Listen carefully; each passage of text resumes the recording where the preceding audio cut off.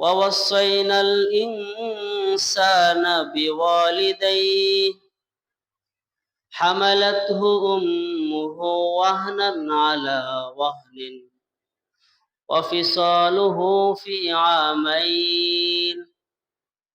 রব কোরআনে কারিমে ঘোষণা করেছেন, আমি মানুষকে তার মা বাবার খেদমত করার জন্য ওসিয়ত করেছি। যে মা একটি সন্তান জন্ম দেওয়ার জন্য, একটি সন্তানকে বাঁচিয়ে রাখার জন্য কষ্টের পরে কষ্ট করে, কষ্টের পরে কষ্ট করে, কষ্টের পরে কি করে? অনেক কষ্ট। মা বাবা আমাদেরকে বাঁচিয়ে রাখার জন্য, আমাকে লালন পালন করার জন্য কষ্টের পরে কষ্ট করতেছে। হামালাতহু উম্মুহু ওয়াহনান আলা ওয়াহনিন, মা সর্বপ্রথম সন্তানকে গর্ভধারণ করার জন্য 10 মাস 10 দিন পর্যন্ত কষ্ট করে। দ্বিতীয় নম্বরে মা কষ্ট করে সন্তান যখন ভূমিষ্ঠ হয়, ভূমিষ্ঠ হওয়া উপলক্ষ করে মা যে পরিমাণ কষ্ট করে, কষ্টের ব্যাখ্যা করা সম্ভব না। কত পরিমাণ কষ্ট করে। ওয়াফিসালুহু ফি আমাইন, মা সন্তানকে লালন পালন করার জন্য 2 বছর পর্যন্ত মায়ের বুকে দুধ খাওয়ায়। কয় বছর? 2 বছর খাওয়াইতে গিয়ে মা সন্তানকে নিয়েই ঘুমায়। মা সন্তানকে যেখানে যায় সন্তানকে নিয়েই যায়। যেখানে ঘুমায় মার সাথেই সন্তান ঘুমায়, সন্তানের সাথেই মা ঘুমায়। সন্তান পেশাব করে দিলে মা পেশাবের জায়গায় ঘুমায়, সন্তানকে আরামের জায়গায় ঘুমায়। সন্তান পায়খানা করে দিয়েছে, রাতের ঘুম নষ্ট করে মা সন্তানকে পরিষ্কার পরিচ্ছন্ন করায়, তারপরে মা ঘুমায়। ভাত খাইতে বসে, খাবারের অবস্থাও অনেক সময় সন্তান পেশাব পায়খানা করে কি করে না?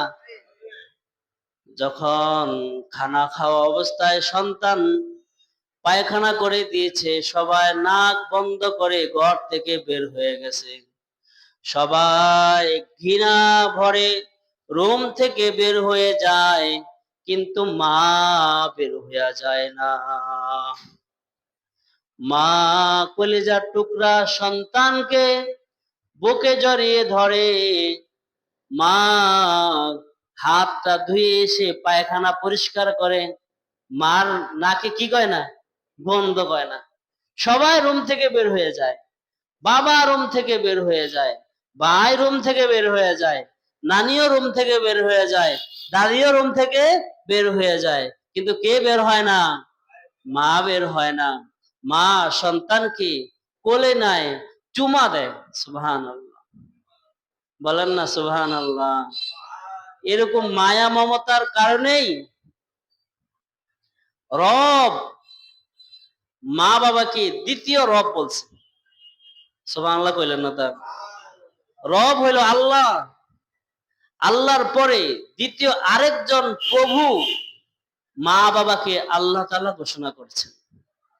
আল্লাহ তাআলা বলেন, হে মানুষ, আমি তোমাকে সৃষ্টি করেছি, আমি তোমার খাবারের ব্যবস্থা করেছি, কিন্তু মা বাবাও তোমাকে লালন পালন করে কষ্ট করছে। করছে না? আল্লাহ বলেন, আনিশকুরুলি ওয়ালি ওয়ালিদাইক, হে মানুষ, হে সন্তান, তুমি আমার শুকরিয়া আদায় করো আর মা বাবার শুকরিয়া আদায় করো। কার শুকরিয়া? মা বাবার শুকরিয়া আদায় করো। কারণ আল্লাহ মানুষকে সৃষ্টি করেছে আর খাবারের ব্যবস্থা করছে, আর মা বাবাও তো একটা দায়িত্ব পালন করছে, কষ্ট করছে। বাবা রাস্তা দিয়া মানুষ থেকে 100 টাকা ইনকাম করা কত কষ্ট। যারা অটো চালায়, সিএনজি চালায়, 100 টাকা কষ্ট করতে কত ধমক খাওয়ানো লাগছে। ভাড়া কত? কয় ভাই ভাড়া তো 20 টাকা। তখন তুই তাই করে বলে এই বেটা কবর থেকে তুই সিনজিওয়ালা রিক্সাওয়ালা বলে বাবা মা বাবা এই গালিগুলো শুনছে। টাকা ইনকাম করতে যায় বাবা কি শুনছে? গালি শুনছে। দিনকে দিন রাতকে রাত নিজের রক্তের ঘামা পরিশ্রম দিয়ে সন্তানকে মানুষ করার জন্য, সন্তানের মুখে এক লোকমা খাবার তুলে দেওয়ার জন্য বাবার পরিশ্রম আছে না নাই? কিন্তু সন্তান বড় হলে বাবাকে মূল্যায়ন করে না। সন্তান বড় হয়ে গেলে, একটু টাকা পয়সা হয়ে গেলে মা বাবার সম্মান আর কদর করে না, মা বাবাকে সেভাবে ইজ্জত করে না। আল্লাহ বলেন আমার শুকরিয়া আদায় করবা আর তোমার মা বাবার শুকরিয়া আদায় করবা। বলেন কার শুকরিয়া? আল্লাহ বলেন দেখছেন, আনিশ করলি, হে মানুষ তুমি আমার শুকরিয়া আদায় করো, ওয়া ওয়ালিদাইকা, এবং তুমি তোমার মা বাবার শুকরিয়া আদায় করো। মা বাবার শুকরিয়া আদায় করবে কিভাবে? কিলাইয়া কিলাইয়া শুকরিয়া আদায় করে নাকি? এত কষ্ট করে মা কষ্ট করে পেটে নিছে, বুকে কোলে নিয়ে মানুষ করছে, আর সন্তানকে এখন শুকরিয়া আদায় করে মাকে ঘর থেকে নামিয়ে দেয়, বাবাকে ঘর থেকে নামিয়ে দেয়। এমন সন্তান আছে না নাই? জোরে তো কয় না, আছে না নাই? সবাই ঘুমাইতেছেন। এনে কার কার বাপ মা নাই? আতুটা বাপ মা কেউ নাই? মাশাআল্লাহ নাই। বাপ আছে একজন, আছে কার? একজন আছে, বাপ আছে বা মা আছে, ও একজন পাওয়া গেছে। কেউ তো নাই। আর তার মানে যাদের বাপ মা আছে তাদের তো এই ওয়াজটা শোনা দরকার। আর আপনারা এলেন বাবা মা, আপনাদের বাপ মা নাই, কিন্তু আপনাদের কি আছে? সন্তান আছে। আপনাদেরও তো ওয়াজটা শোনা দরকার, আছে না নাই? আপনারা ওয়াজ শুনে ঘুমাইতেছেন, কি আরাম, রহমতের জায়গা। আল্লাহ তাআলা আমাদেরকে কোরআন হাদিসের কথাগুলো মনোযোগ সহকারে শ্রবণ করার তৌফিক দান করে।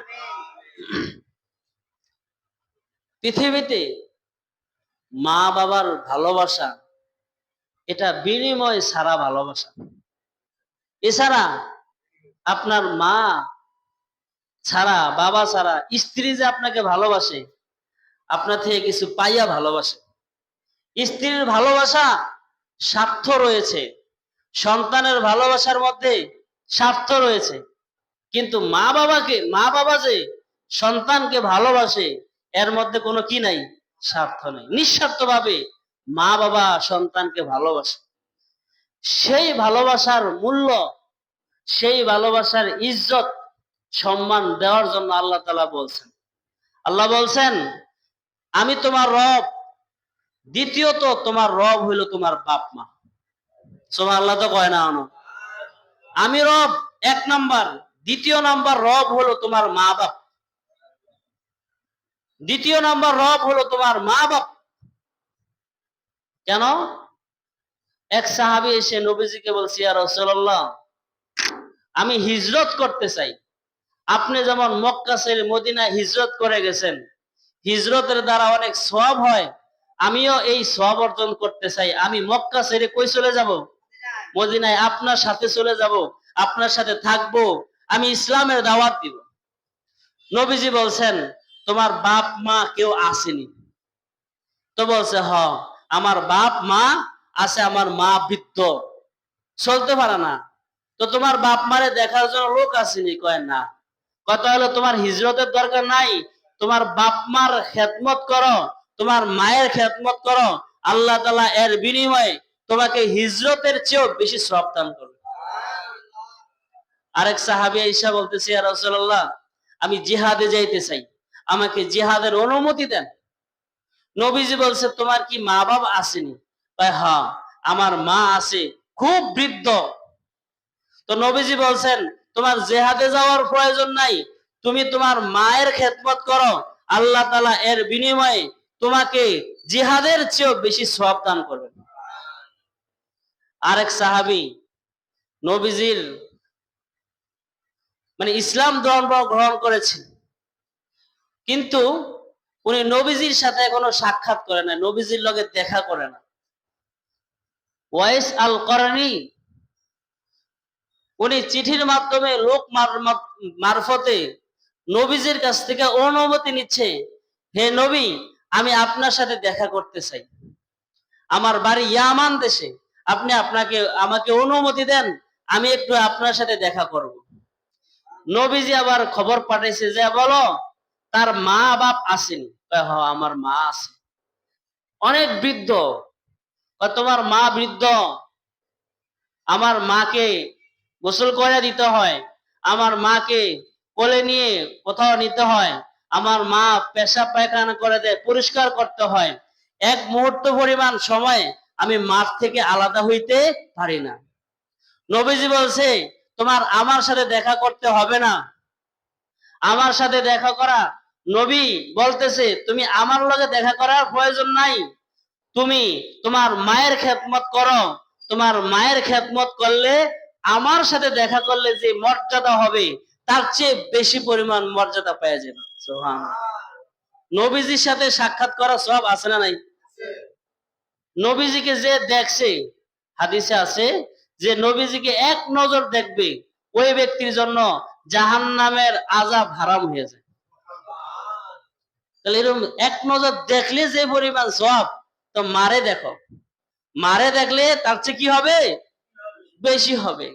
নবীজি মৃত্যুর সময় ঘোষণা করে গেছেন, আমার একজন প্রিয় উম্মত রয়েছে, ওয়াইস আল করনি, ইয়ামান দেশ থেকে সে এই মদিনায় আসবে। যখন সে আসবে, হে আবু বকর, হে ওমর, হে ওসমান, হে আলী, তোমরা ওয়াইস আল করনির কাছ থেকে দোয়া চাইবা। সুবহানাল্লাহ। আর রাসূল সাল্লাল্লাহু আলাইহি সাল্লাম ওয়াইস আল করনিকে নিজের গায়ের জামাটা হাদিয়া দিছে। সুবহানাল্লাহ। মর্যাদা পাইছে কি পায় না? মায়ের খেদমত এত বেশি দামি, একজন রবের ইবাদত আর হইলো বাপ মার খেদমত। বলেন আমাদের জীবনে কয়টা জিনিস লাজেম? দুইটা। বলেন কয়টা? একটা কার ইবাদত আর মা বাবার খেদমত। এক দৃষ্টিকোণ থেকে আল্লাহ রাওয়ালারা বলেন যে রব হইলো দুইটা। বলেন রব কয়টা? এক নাম্বার রব হইলো আল্লাহ, আর দুই নাম্বার রব হইলো বাপ মা। বাপ মা হইলো দুই নাম্বার রব। কোরআনে কারিমে আল্লাহ তাআলা বলছেন ওয়াসাইনাল ইনসানা বিওয়ালিদাইহি হামালাতহু উম্মুহু ওয়াহনান আলা ওয়াহনিন ওয়া ফিসালুহু ফি আমাইন আনিশকুরলি ওয়া লিওয়ালিদাইক। অন্য জায়গায় আল্লাহ তাআলা বলেন ওয়াকাদা রাব্বুকা আল্লা তা'বুদু ইল্লা ইয়্যা ওয়া বিল ওয়ালিদাইনি ইহসানা। তোমরা মা বাবার খেদমত করো, মা বাবার সাথে ইহসান করো। ইম্মা ইয়াবলুগান্না ইনদাকাল কিবার আও আহাদুহুমা আও কিলাহুমা ফালা তাকুল লাহুমা উফ। মা বাবা যখন বুড়া হয়ে যায়, বলেন মা বাবা যখন কি হয়ে যায়, তখন এই বাপ মাকে তুমি উফ বলবা না, বাবা মায়ের আচরণে তুমি উফ শব্দটা বলবা না। যদি তুমি উফ শব্দ বলো তো তোমার জন্য জান্নাত হারাম হয়ে যাবে। নাউজুবিল্লাহ কর না। নাউজুবিল্লাহ বুঝেন না, সুবহানাল্লাহ বুঝেন না, ওয়াজ শুনতেই হতো। ওয়াজ কি আপনাকে পক্ষ না বিপক্ষ? চাই না। আবার এখন যে দেশটা এমন অবস্থা, ওয়াজ যদি একটু বিপক্ষ হয় তো এই হুজুর ভালো না। আবার যদি ওয়াজ পক্ষে হয় তা না, হুজুর মাশাআল্লাহ খুব ভালো। তাহলে বাপ মা এটা কি আপনার না আমার? আপনারও বাপ মা আছে, আমারও বাপ মা আছে। বাপ মা এই খেদমতটা করা দরকার আমার আর আপনার। আর আমরা এটা উঠিয়ে দিছি আমাকে বউর উপরে, বউর উপর উঠে দিয়েছি। বাপ মার খেদমত কে করবে? সন্তান। আপনি ছেলে আপনি করবেন, আপনি ছেলে আপনি করবেন, কিভাবে করবেন সেটা আপনি জানেন। এই জন্য বাবা মার খেদমত এটা লাজেম। বাবা মার খেদমত করে যে ব্যক্তি বাপ মাকে রাজি খুশি করাবে, মৃত্যুর পরে ওই ব্যক্তির জন্য আল্লাহ তাআলা জান্নাত ওয়াজিব করে দিবেন। রাসূল বলেছেন, আল জান্নাতু তাহতা আকদামিল উম্মাহাত, হে মানুষ, তোমাদের জান্নাত হলো তোমার বাপ মার পায়ের নিচে।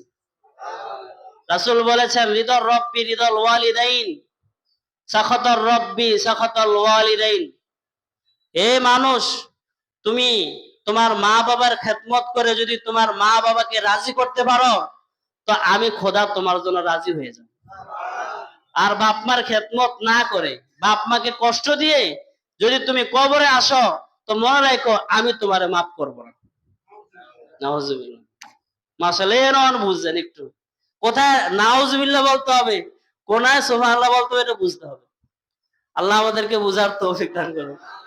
লগে লগে কইেন, আমি তো একজন মানুষ, একলা যদি কবরস্থানে ওয়াজ করি কতক্ষণ করা যায়, একটু হা হু করলে বোঝা যাবে যে আপনারা আছেন।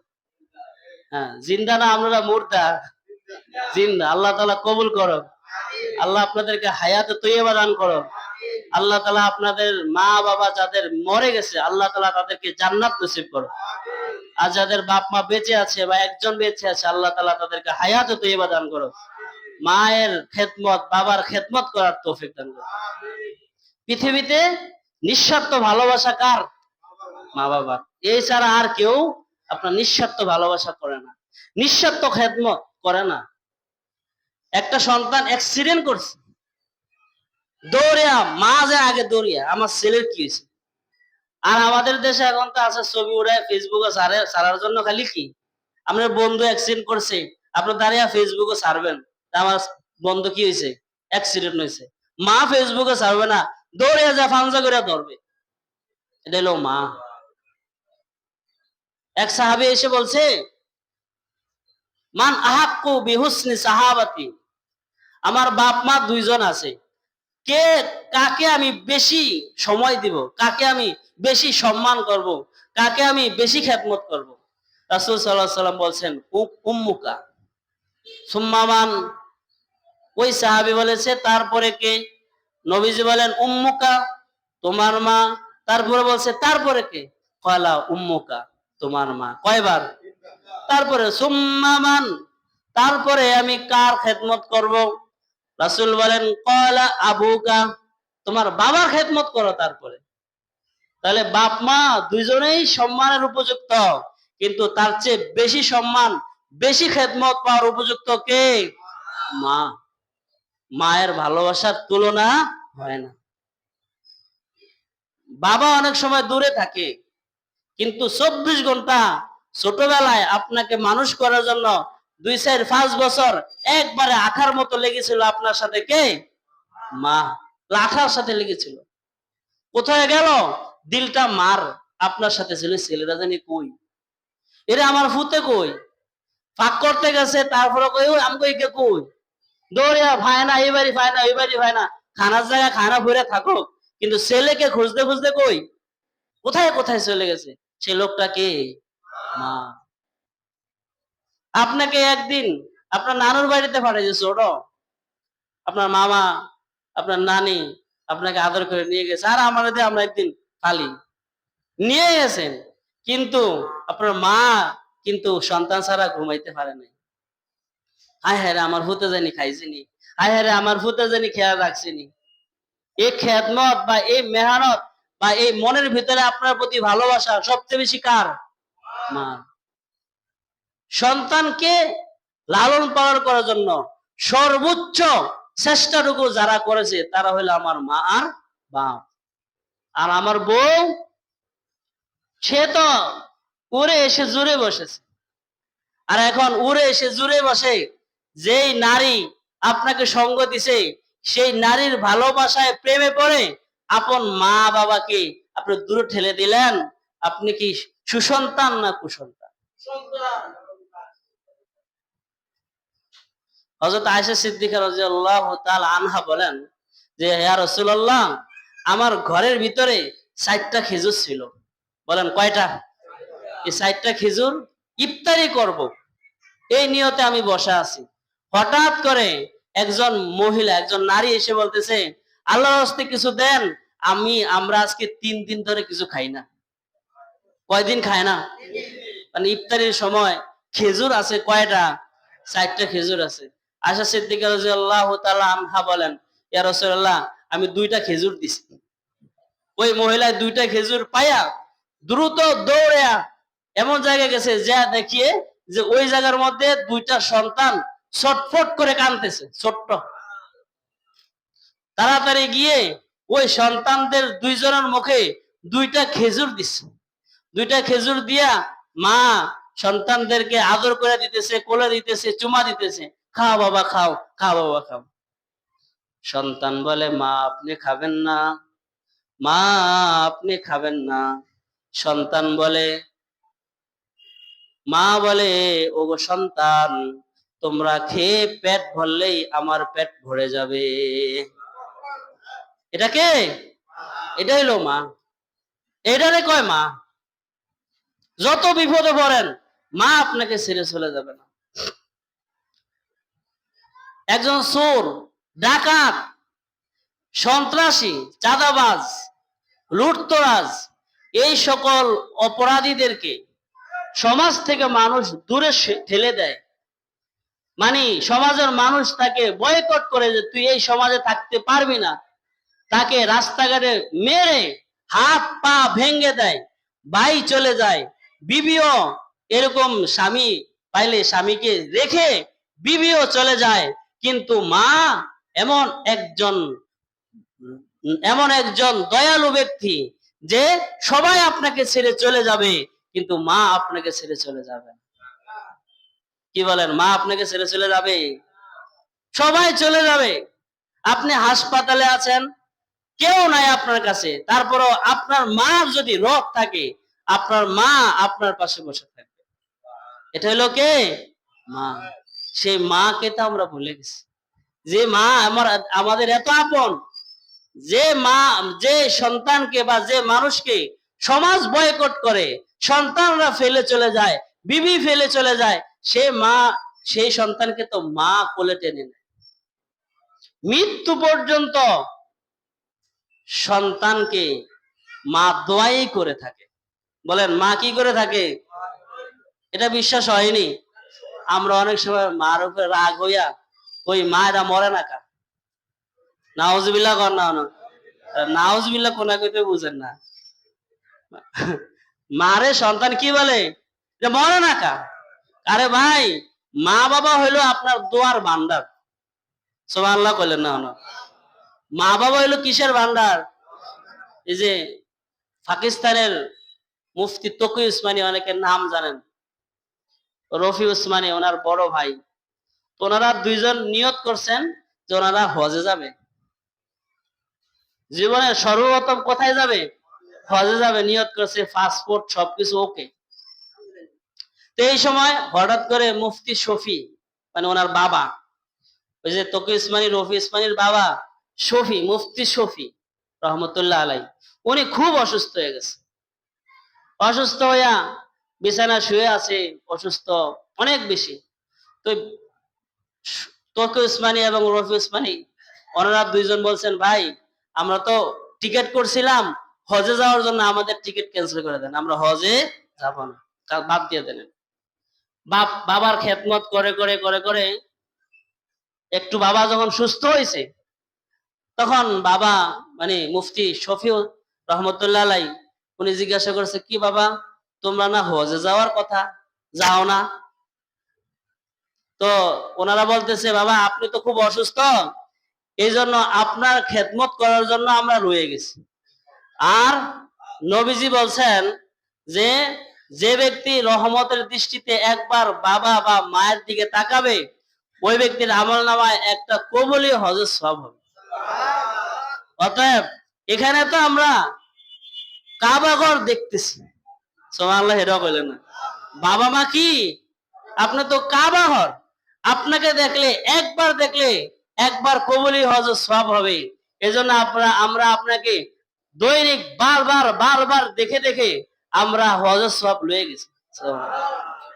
তাহলে বাবা হাত উঠায়া আল্লাহর কাছে দোয়া করেছে, গো আল্লাহ, আমার তকি এবং আমার রফিকে আল্লাহ তুমি এত বেশি পরিমাণ হজ করায়ও যেন তারা জীবনে হজের সংখ্যা গণনা করতে ভুলে যায়। এমন দোয়া করছে মুফতি তকি উসমানীকে, এমন দোয়া করছে যে মুফতি তকি উসমানীকে যদি বলা হয় আপনি কয়বার হজ করছেন, সে বলতে পারবে না যে তিনি কতবার হজ করছেন। সুবহানাল্লাহ। কার দোয়া? বাবা আমার দোয়া। এটা লেগে যাবে, এটা অনেক দামি। এটা আমরা বুঝি না, আমরা মনে করি আমার বোর দোয়াই সবচেয়ে বড় দোয়া, বোর দোয়াই সবচেয়ে বড় দোয়া। আর বাপ মারা লাথি দিয়ে আলিয়ে দাও। বাবা মা অসুস্থ হয়ে গেলে তাকে ডাক্তারের কাছে নেওয়ার জন্য যদি বলে, বাবা আমি তো খুব অসুস্থ, 20টা টাকার এই নাফা ট্যাবলেট এনে দিই, তো 20 টাকা জুড়ে না। আর বিবিকে ডাক্তারের কাছে দেখানোর জন্য 20,000 টাকা কোত্থেকে চলে আসে? এত মায়া কোত্থেকে আসলো আপনার? যাদের জন্য এই আসমান দেখলেন, জমিন দেখলেন, সূর্যের আলো বাতাস আপনি পেলেন, তাদেরকে আপনি ভুলে গেলেন এই অল্প কয়েকদিনের ভালোবাসায়। আমি কি বিবিকে ভুলে যেতে বলেছি? না, বিবিকে বিবির জায়গায় ভালোবাসতে হবে, মাকে তার চেয়ে আরো বেশি পরিমাণ ভালোবাসতে হবে। কারণ পৃথিবীর আলো বাতাস দেখেছি কার জন্য? মার জন্য। আর রব বলেছে যে তোমার বাপ মা হলো সবচেয়ে দামি সম্পদ। বাপ মাকে রাজি খুশি করাও, জান্নাত কিনে নাও। আর বাপ মাকে রাজি খুশি করবা না, জান্নাতের দরজার কাছেও যেতে পারবা না। এজন্য বাপ মার খেদমত। এরকম অনেক সন্তান আছে যারা বিদেশে গিয়ে, একটা ঘটনা লেখছে কিতাবে, এক সন্তান তার বাবার সম্পত্তি বিক্রি করে বিদেশ গেছে। বিদেশ যাওয়ার পরে কার সাথে মোবাইলে লাইন হইয়া বিবাহ শাদী হয়েছে। এখন বিবাহ শাদী করার পরে এখন বাপ মাকে ভুলে গেছে। বাপ মা বলে গেছে, বাপ মার খবর নেয় না। সন্তান বিবিকে নিয়েই থাকে, শ্বশুর বাড়ি নিয়েই থাকে। আর অনেক দিন পর ওই বাবা মা বৃদ্ধ হয়ে গেছে। বাবা মা কি হয়ে গেছে? এখন বৃদ্ধ হয়ে গেলে তারা অসুস্থ হওয়া স্বাভাবিক না অস্বাভাবিক? আরে বৃদ্ধ হলে অসুস্থ হওয়া স্বাভাবিক। এ রোগে ধরবে, ওই রোগে ধরবে। বাবা বেশি পরিমাণ অসুস্থ হয়ে গেছে, সন্তানে খবর নেয় না। যোগাযোগ নাই তো, যোগাযোগ নাই, চিঠি দিয়ে আদান প্রদান সব বন্ধ। কাকে ভাইয়া? জোরে কয় না, কাকে ভাইয়া? আপনাকে পক্ষ জানা বিপক্ষে আমি জানি না। পক্ষে গেলে আলহামদুলিল্লাহ, না গেলে মাফ করে দিচ্ছি। বিবি ভাইয়া কারে ভুলে গেছে? বাপ মা ভুলে গেছে। বৃদ্ধ বাবা মা বয়স হওয়ার সাথে সাথে অসুস্থ হয়ে গেছে। অসুস্থর চিকিৎসা করার জন্য নিজের ভিটা বিক্রি করে দিছে। নিজের ভিটা বাড়ি কি বিক্রি করে দিয়ে এখন আরেক জায়গায় জোফে জারে ছোট্ট একটা কুড়ের ঘর বানিয়ে থাকতেছে। ওইদিকে সন্তান 1 যোগ 2 যোগ 24 বছর পরে ওই সন্তান একটু অসুস্থ, এত পরিমাণ অসুস্থ হয়েছে সে এখন আর কাজ করতে পারে না, কাজ করতে পারে না। তো শ্বশুর শাশুড়ি চিন্তা করলো এই বলদরে খাবে লাভ কি? শ্বশুর শাশুড়ি বলদরে বাড়ি থেকে নামায় দিছে। স্ত্রী দেখে স্বামী আর সোনার ডিম পারে না, মাসে মাসে বেতন পায় না, আরো উল্টা তারা কি করতে হয়? খেদমত করতে হয়। কয়ে বলদ রাইকা লাভ কি? স্ত্রীও স্বামীকে ঘর থেকে বের করে দিচ্ছে। সন্তান শ্বশুর বাড়ি আর স্ত্রীর থেকে বিতাড়িত হয়ে কোথায় যাবে চিন্তা। এখন এতদিন পরে মনে হয়েছে আমার না বাপ মা আছে, বাপ মার কাছে যায় দেখি। তো যায় দেখে বাবার কাছে, ঘরের কাছে যায় দেখে ঘর নাই। কিরে আমগো ঘর কই? ওখানে যেয়ে দেখে আরেক লোক, কে ভাই আপনি কে, এই বাড়ির মালিক কই? কয় এই বাড়ির মালিক তো মারা গেছে। ইন্না লিল্লাহি ওয়া ইন্না ইলাইহি রাজিউন। বাপ মারা গেছে, 24 বছর পরে খোঁজ খোঁজ পাইছে। বাপ মারা, আচ্ছা তাহলে ওই লোকটা মারা গেছে, এখন এই লোকের আর কেউ নাই, আছে একটা বুড়ি। ওই একটা কুলাঙ্গা সন্তান ছিল, তার মা এখনো আছে। মা এখন কুড়ের ঘর, মানুষের জায়গার মধ্যে থাকতেছে, অন্যের জায়গার মধ্যে কি বসবাস করতেছে। তবে তার মাটা এত খারাপের খারাপ, যেই ফোলা 24 বছর হয়েছে তাদের কোনো খোঁজ খবর নেয় না, এখনো পর্যন্ত ওই ফোলার জন্য দোয়া করতেছে। তো এখন ওই যে সন্তান আইছে, সবার থেকে বিতাড়িত হইয়া মা দেখছে যে মা এতদিন পর্যন্ত মা কাকে বলে না, যা দেখে মা অন্ধ হয়ে গেছে। সন্তানের জন্য কান্না করতে করতে মা অন্ধ হয়ে গেছে, মানুষের বাড়িতে ভিক্ষা করে খায়। সন্ধ্যাবেলা যখন ওই বুড়ি আসছে, ওই মা আসছে, অন্ধ তো দেখে না, তো সন্তান দেখে বাড়িতে আসছে, কিন্তু কিভাবে বলবে মা আমি আপনার সন্তান, এটা বলার কি কোনো মুখ আসেনি? তুমি মিয়া 24 বছর পর্যন্ত বাপ মার খবর নাও না, এখন এই পর্যন্ত তুমি যে কইবা মা, মুখ তো নাই। দেখি মা কি করে। মা মাগরিবের সময় ওযু করে নামাজ পড়ছে, তারপরে দুগা খাইছে, যা ভিক্ষা করে আনছে ফান্তাবাদ, ফান্তাবাদ দুগা খাওয়া দাওয়া করার পরে এশারার আজান দিছে, আর মুসল্লা বিছিয়ে বসে গেছে।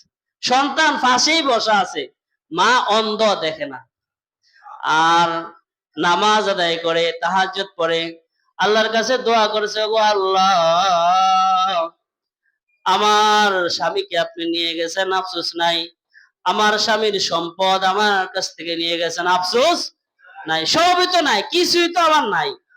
আল্লাহ এই বুড়া বয়সে আল্লাহ আমার সন্তানটা আমার কাছে ফিরিয়ে দেন।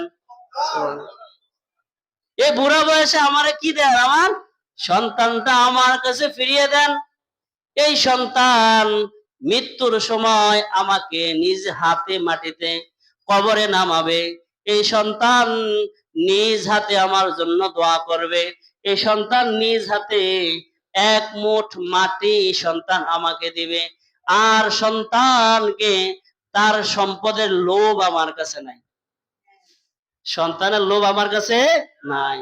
আমি আমার সন্তানকে আল্লাহ ভিক্ষা করে খাওয়াবো। সুবহানাল্লাহ কর না। সন্তানের টাকার লোভ না, সন্তান কাছে থাকবে, সন্তানকে এক নজর দেখবে, এটার লোভ।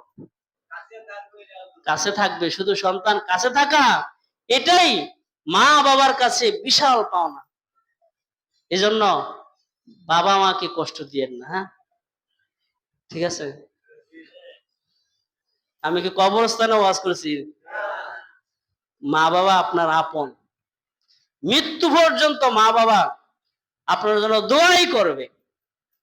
আর বিবি স্বার্থ, স্বার্থ পাইলে বিবি চলে যাবে, স্বার্থ নাই আপনি বিবিও নাই, আপনি দেন না, আপনি ইচ্ছা করে দেখেন, 1-2 মাস আপনি তাকে খাবার দিয়েন না, তার খোঁজ খবর নিয়েন না, দেখবেন যে গোলামের ভোট তোর ঘরেও থাকতাম না। আর মা আপনার কাছে কিছুই চায় না, আপনার কাছে শুধু একটু কি চায়, ভালোবাসা চায়, থাকবেন। আমরা আল্লাহ তাআলা আমাদের যাদের মা বাবা বেঁচে আছে তাদের জন্য খেদমত করার তৌফিক দান করুন।